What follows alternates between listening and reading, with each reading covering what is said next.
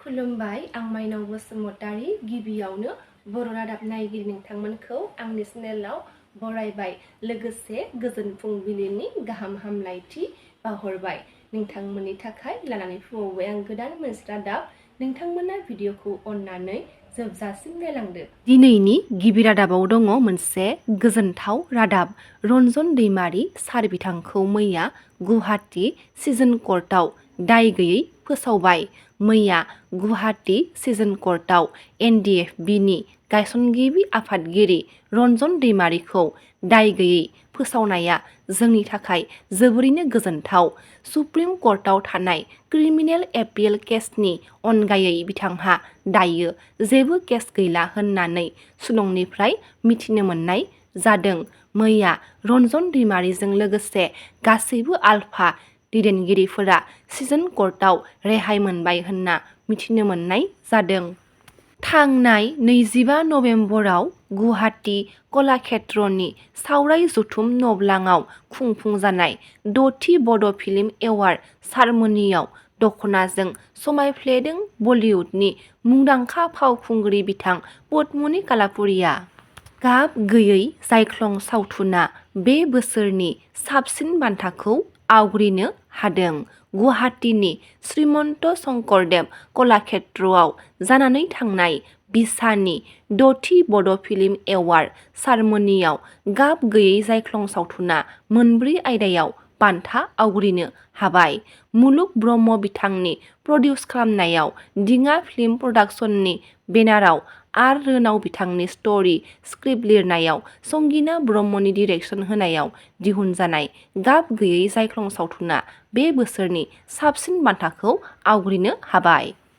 Best film एवार्डखौ मोननो हादों मुलुगसार बर'नि प्रडिउस खालामनाय गाब गैयै जायख्लं सावथुना आरो बेस्ट स्क्रिप्टखौ मोननो हायो रनाव बिथाङा बेस्ट एक्ट्रेस बान्थाखौ मोननो हायो संगिना ब्रह्म बिथाङा आरो बेस्ट चाइल्ड आर्टिस्ट बान्थाखौ मोननो हादों पिंकि दैमारि बिथाङा। कसुगावआव साननैनि हाबाफारिजों वर्ल्ड दिसेबल सान फालिनो साखाफारा जादों। फैगौ 3 दिसेम्बर सानखालि मुलुगनां बेंगुरा सान।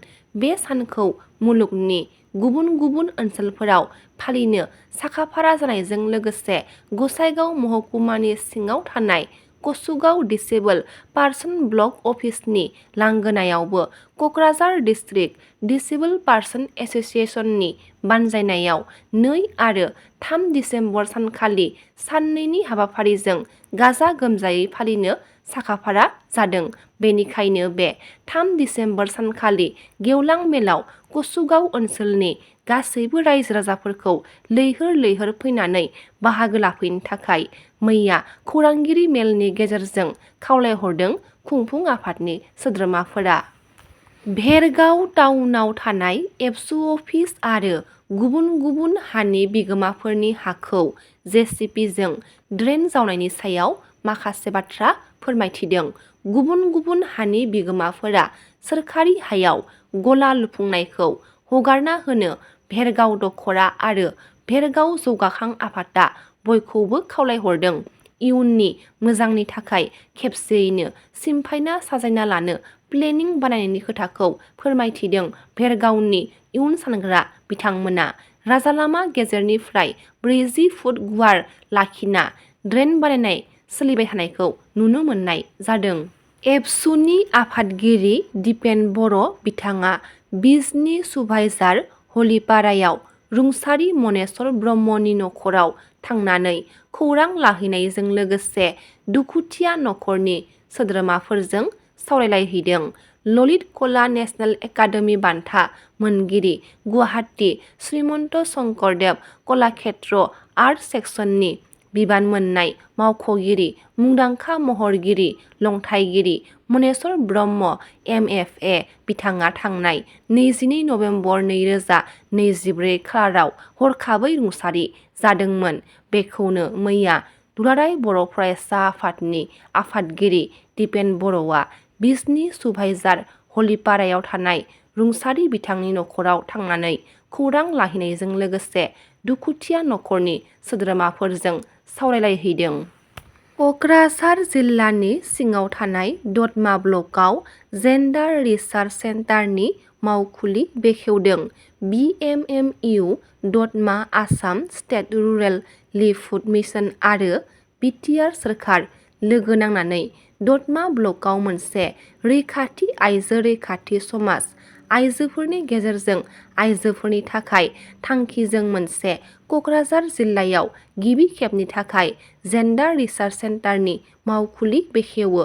थांनाय साननि बे हाबाफारिजों लोब्बा लाखिनानै डिस्ट्रिक्ट मिसन मेनेजमेन्ट इउनिटनि बिचित्रा बिरजिया नार्जारी बिथाङा खौरांगिरिफोरनि गेजेराव माखासे बाथ्रा बुंथिनायखौ नुनो मोननाय जादों।